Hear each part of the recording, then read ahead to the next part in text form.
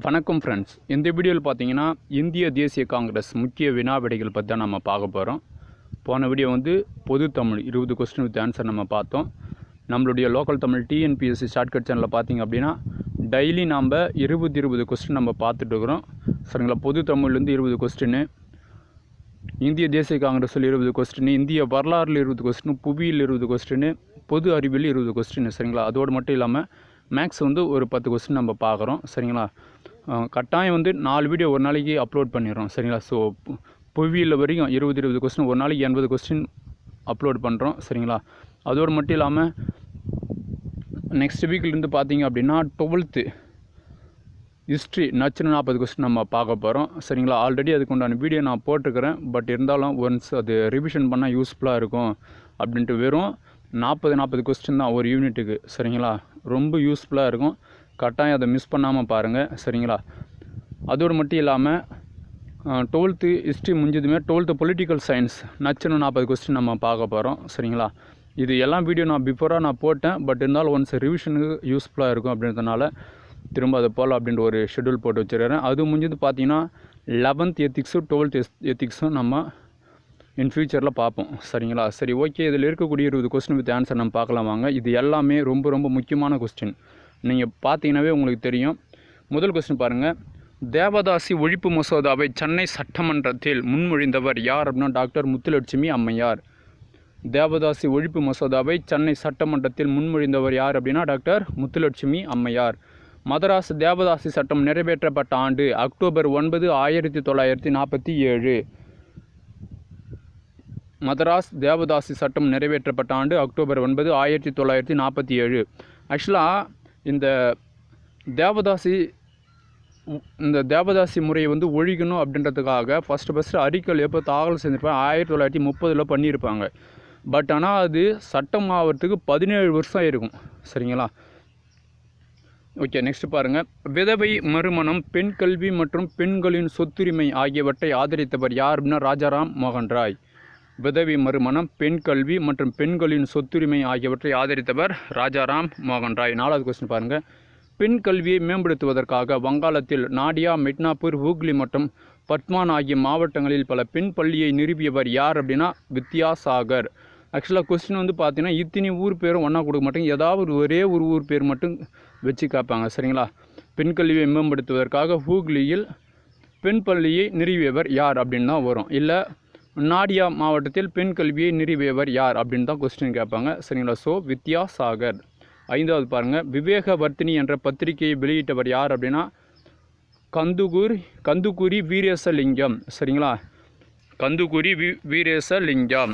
விவேகவர்த்தினி என்ற பத்திரிகையை வெளியிட்டவர் யார் அப்படின்னு கேட்டோன்னா கந்துகுரி வீரேசலிங்கம். யார் இவர்? அதாவது பெண் விடுதலைக்காக பாடுபட்ட முன்னோடி இவர்.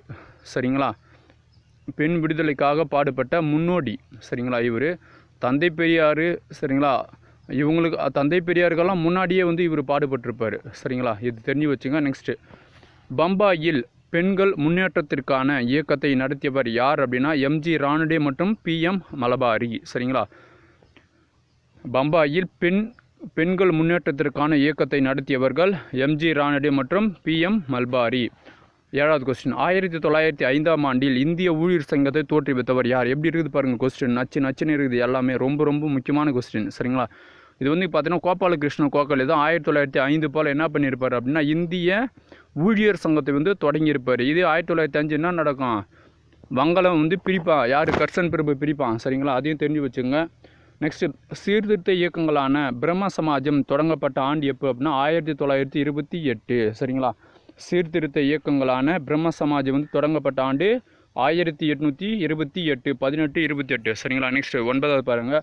பிரார்த்தனை சமாஜம் தொடங்கப்பட்ட ஆண்டு 1867. சரிங்களா? பிரார்த்தனை சமாஜம் தொடங்கப்பட்ட ஆண்டு 1867. ஆரிய சமாஜம் தொடங்கப்பட்ட ஆண்டு 1875. சரிங்களா? ஆரிய சமாஜம் தொடங்கப்பட்ட ஆண்டு 1875. 1889 பம்பாயில் இந்து விதவைகளுக்கான சாரதா சதன், அதாவது கற்றல் இல்லம் என்னும் அமைப்பினை திறந்து வைத்தவர் யார் அப்படின்னு கேட்டோன்னா பண்டித ரமாபாய். சரிங்களா? சாரதா சதன் அப்படின்னாவே நம்மளுக்கு பண்டித ரமாபாய் ஞாபகம் வரணும். இயர் வந்து அந்தளவுக்கு ரொம்ப வந்து முக்கியம் இல்லை. அதாவது கொஸ்டின் எடுத்து பார்த்தீங்கன்னா தெரியும், 1 இல்லை 2 இயர் தான் கேட்பாங்க. வருஷம் பார்த்தீங்கன்னா 1 வருஷம் இல்லை 2 வருஷம் தான் கேட்பாங்க டிஎன்பிசியில். சரிங்களா? ஸோ யார் முக்கியமான ஆள் அப்படின்றத தெரிஞ்சு வச்சுக்கணும். கண்டென்ட்டு தான் நம்மளுக்கு முக்கியம். சரிங்களா? ஓகே, நெக்ஸ்ட்டு பார்ப்போங்க. 12வது பாருங்கள். கிறித்துவ அமைப்புகள் எந்த ஆண்டு கல்கத்தாவில் முதலில் பெண் சிறார் சங்கத்தை அமைத்தனர் அப்படின்னா 1819. சரிங்களா? கிறித்துவ அமைப்புகள் எந்த ஆண்டு கல்கத்தாவில் முதலில் பெண் சிறார் சங்கத்தை அமைத்தனர் அப்படின்னா 1819. நெக்ஸ்ட் பாருங்கள்.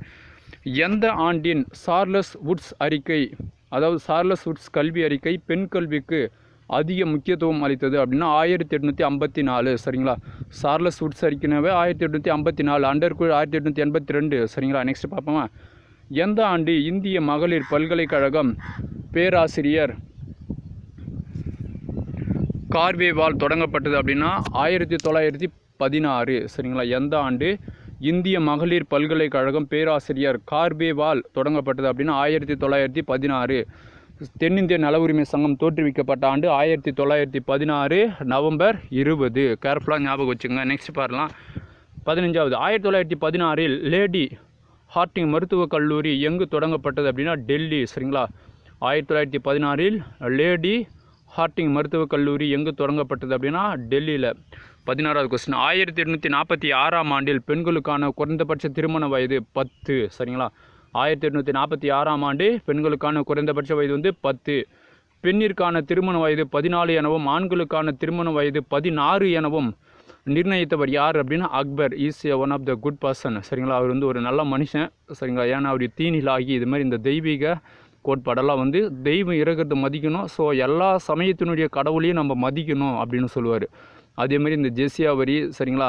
ஸோ இது மாதிரி வரியெல்லாம் வந்து அவர் தூக்கிடுவார், தேவையில்லை. அதேமாதிரி இந்த தலைவரின்னு சொல்லுவாங்க இல்லையா? ஸோ யாரெல்லாம் முஸ்லீம்கள் இல்லையோ அவங்கெல்லாம் வந்து வரி கட்டணும் அப்படின்ற அந்த முறையெல்லாம் வந்து அக்பர் தூக்கிடுவார் வந்துட்டு. ஸோ அதனால தான் வந்து பார்த்தோம் அப்படின்னா அவர் வந்து ரொம்ப காலம் வந்து ஆட்சி செய்திருப்பார். சரிங்களா? அதோடு மட்டும் இல்லாமல் யாருக்கிட்டையும் வந்து எந்த சண்டையும் வராமல் நல்லா ஸ்மூத்தாக போய்ந்துட்டுருக்கோம் அந்த முகலாய பேரரசு. இது அது அக்பர் காலத்தில். சரிங்களா? ஸோ அதையே வந்து பார்த்தோன்னா அதுக்கு பின்னாடி வந்தவங்கலாம் கொஞ்சம் ஃபாலோ பண்ணுவாங்க. பட் அவுரங்கசீப் வந்து தான் வந்து சொல்லி முடிச்சிருவார் எல்லாத்தையும். சரிங்களா? அதாவது இந்த ஜெசியா வரி, தலைவரி இதெல்லாம் வந்து கொண்டு வந்து திரும்ப வந்து பகையை உண்டாக்கி மராத்தியர் கூடலாம் சண்டை போட்டுட்டு பிரச்சனையாகிடும். சரிங்களா? அது ஒன்று ஞாபகம் வச்சேன். அதாவது முகலாய மரபின் அதாவது மாமணி, அதாவது எப்படி சொல்கிறது, மிகப்பெரிய பேரரசு. சரிங்களா? யாருடைய காலம், அதாவது அது எப்படி சொல்கிறதுனா டக்குன்னு வரலையே, ஞாபகம் வந்துச்சு. அதாவது முகலாய பேரரசு காலத்தில் கடைசி மாமன்னன் என்று அழைக்கப்படுபவர் யார் அப்படின்னு கேட்டாங்கன்னா அவுரங்கசீப்பு தான். மன்னா நீ மாமா மன்னா, அது அவுரங்கசீப்பு. கேர்ஃபுல்லாக ஞாபகம் வச்சுங்க. சரிங்களா? ஓகே, எங்கேயோ போயிட்டோம். சரி, இங்கே வருவோம். எந்த ஆண்டு மத்திய சட்டப்பேரவையில் ராய் சாஹிப் ஹர்பிலாஸ் சாரதா குழந்தை திருமண மசோதா கொண்டு வரப்பட்டதுன்னு 1930. நம்மளுக்கு இதெல்லாம் வேணாம், ஷார்ட்டாக. எந்த ஆண்டு சாரதா சட்டம் கொண்டு வரப்பட்டது? 1930. சரிங்களா? நெக்ஸ்ட் 19 பாருங்கள். தேவதாசி சமஸ்கிருதம் அல்லது தேவர் அடியால் தமிழ் என்ற வார்த்தையின் பொருள் என்னென்னா கடவுளுக்கு அதாவது கடவுளின் சேவகர். சரிங்களா? கடவுளின் சேவகர். தேவதாசி அல்லது தேவர் அடியால், இவ்வளோ அழகான பேர் பாருங்கள். தேவர் அடியால் அப்படின்னு சொல்கிறாங்க. சரிங்களா? ஸோ இந்த என்ற வார்த்தையின் பொருள் என்னென்னா கடவுளின் சேவகர் அப்படின்னு சொல்கிறாங்க. சரிங்களா? ஸோ என்னை பொறுத்த வரைக்கும் இது இருந்தது நல்லதா கெட்டதா அப்படின்னு பார்த்தீங்கன்னா நல்லது. பட் என்ன, அவங்க வந்து சர்வ பெண்கள் மாதிரி அவங்களும் வந்து மதிச்சிருக்கணும். சரிங்களா? ஸோ அவங்கள வந்து ஒரு வித்தியாசமாக நடத்துனதெல்லாம் அதெல்லாம் தப்பு. பட் ஆனால் வந்து பார்த்திங்கன்னா அவங்களும் வந்து மற்றவங்களாம் எப்படி இருக்கிறாங்களோ அதே மாதிரி அவங்களும் நடத்தியிருக்கணும். சரிங்களா? அது வந்து நல்லா இருந்திருக்கும். ஓகே, நெக்ஸ்ட் பார்ப்போம்.